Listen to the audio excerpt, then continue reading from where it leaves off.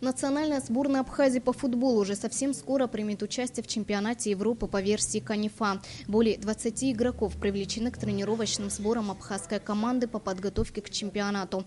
По словам главного тренера команды Беслана Аджинджала, из 26 кандидатов будут выбраны 20, которые и представят Абхазию на чемпионате Европы.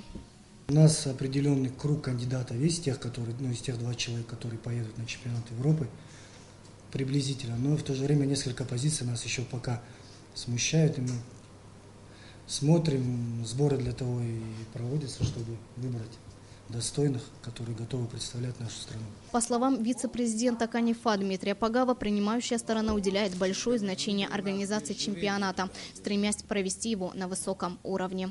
Национальная сборная, которую все там ждут, естественно, понимая, что настоящий чемпион мира, очень серьезно воспринимают нашу сборную как сильную сборную, как сильную команду и, конечно, ждут красивого, хорошего футбола. Журналистам была представлена форма абхазской сборной по футболу. Наши футболисты будут выступать в форме бело-синего цвета. В первую очередь, то, что касается нашего чемпионата Республики Абхазия, он сегодня проходит на высшем уровне.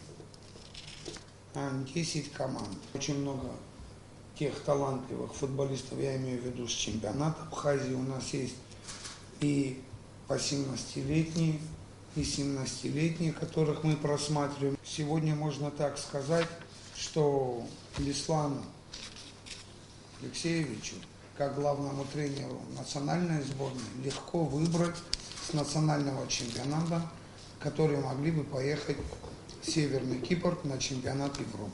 Чемпионат Европы по версии КАНИФА пройдет с 4 по 11 июня 2017 года в Северном Кипре. Сборная Абхазии примет участие в качестве чемпиона мира.